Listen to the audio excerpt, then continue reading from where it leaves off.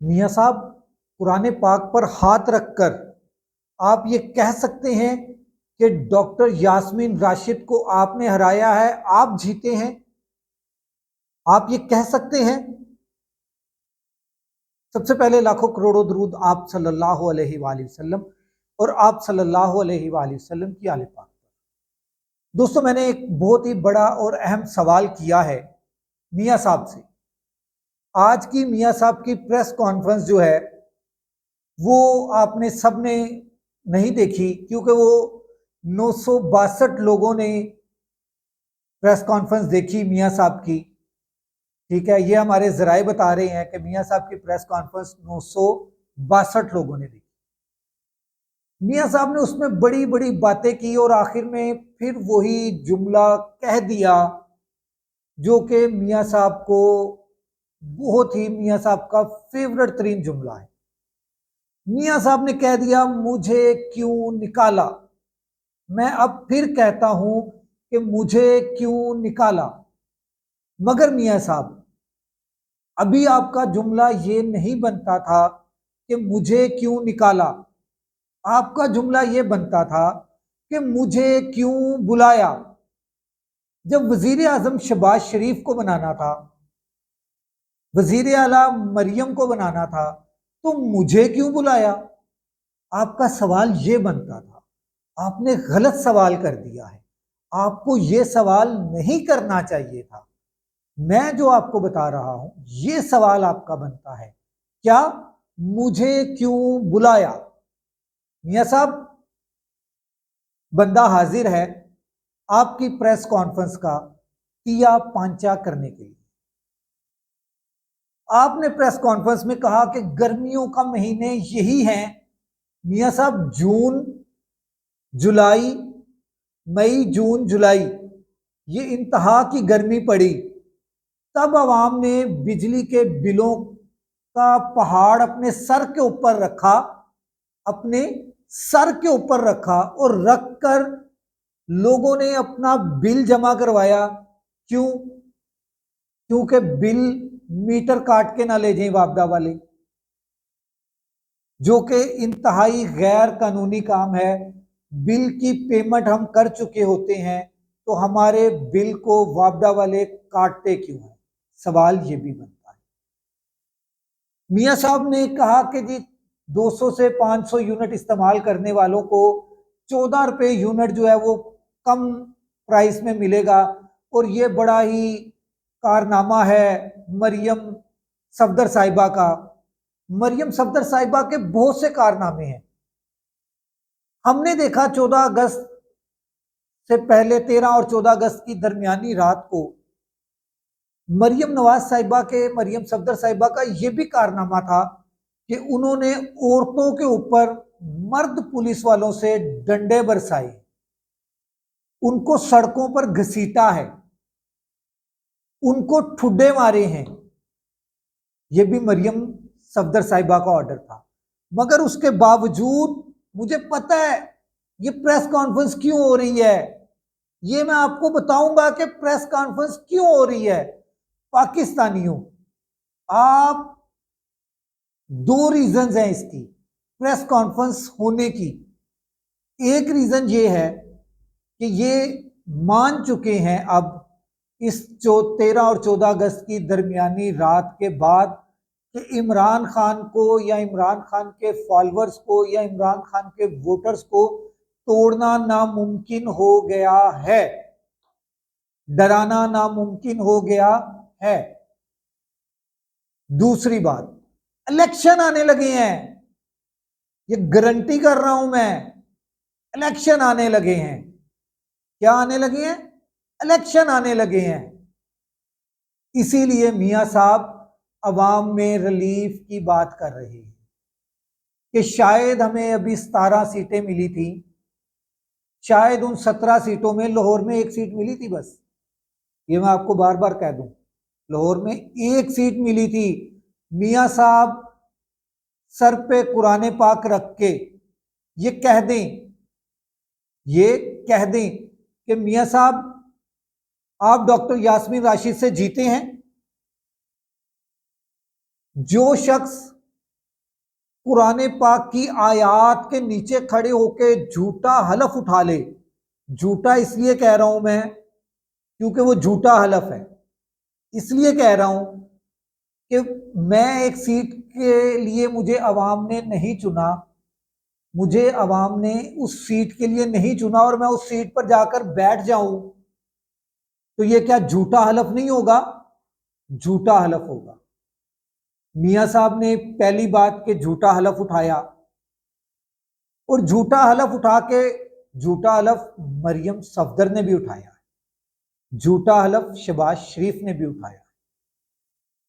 ये झूठा हलफ उठाने के बाद माजरत के साथ मियां साहब, आप किस मुंह से अवाम के सामने आकर बैठते हैं?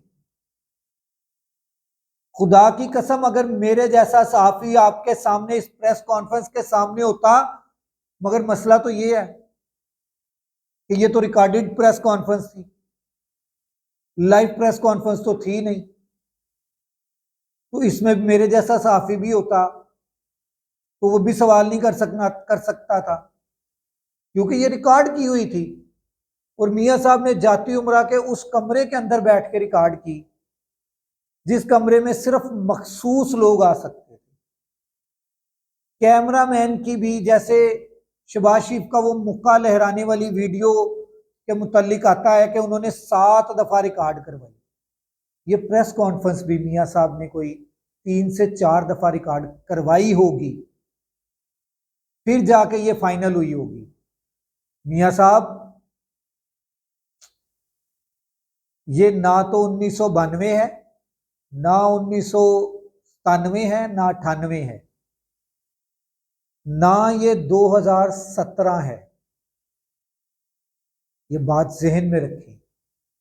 आपकी हुकूमत जब भी खत्म हुई, आपकी हुकूमत जब भी खत्म हुई, लोगों ने मिठाइयां बांटी हैं। सिर्फ एक हुकूमत आज तक, सिर्फ एक हुकूमत आज तक जो खत्म हुई है, उसके ऊपर लोगों ने मिठाइयां नहीं बांटी, अपने गुस्से का इजहार किया है।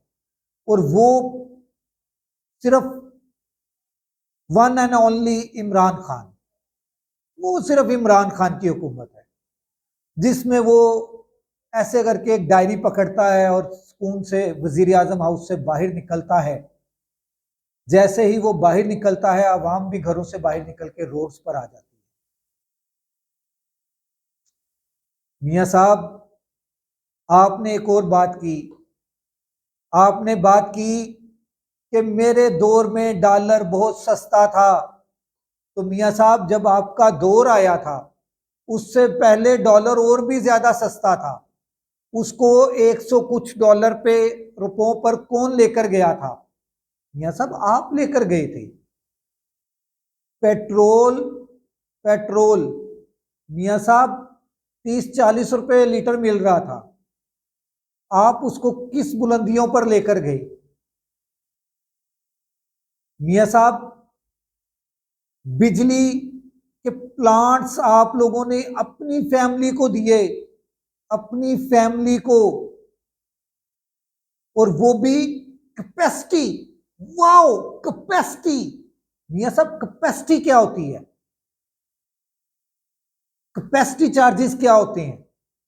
कि कल को मुझे एक दुकान पे जाऊं मैं, वो 10 किलो वाले शॉपर के अंदर मुझे 1 किलो चीनी या आटा दे दे और वो मुझसे 10 किलो के पैसे मांग ले, चार्ज कर ले कि जी मैंने तो 10 किलो के शॉपर में आपको दिया है 1 किलो चीनी, चीनी 1 किलो है, 10 किलो के शॉपर में दी है मैंने, तो कैपेसिटी चार्जेस तो 10 किलो के हैं इसके, इसलिए वो कैपेसिटी चार्जेस आप 10 किलो के पैसे दे दें मुझे।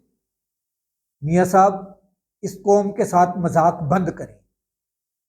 मेरी बातें बहुत कड़वी हैं, सच हमेशा कड़वा होता है। पहले, सबसे पहले आप कौम से माफी मांगे कि आप झूठा हलफ उठाकर एमएनए बने हुए हैं। आपकी बेटी झूठा हलफ उठाकर एमपीए बनी है और फिर वजीर आला बनी है। मियां साहब, जान देनी है अल्लाह को, कब्र में जाना है, उस कब्र में आपने वो सोशल मीडिया पे एक मुअज्जिज कोई जज साहब थे, उनकी कब्र पे एक बंदे को देखा है? वो क्या कह रहा था कि जज साहब उठो ना, आपकी तो कलम चलती थी, अब भी उठो, अब भी कलम चलाओ। मियाँ साहब इसी तरह आपकी कब्र पे भी ये हो सकता है। जरूरी नहीं कि जाती उम्रे का महल जो है वो ता क़यामत आपके कब्जे में रहे, किसी के कब्जे में भी आ सकता है। एक ईमानदार हुक्मरान आ गया तो वो जाती उम्रा नीलाम हो जाएगा। एक ईमानदार एक ईमानदार आ गया और अल्लाह ताला ने उसका साथ दिया, उसके साथी भी ईमानदार निकल आए, तो ये जाती उम्रा नीलाम हो जाएगा। ये मैं आपको अभी बता रहा हूं।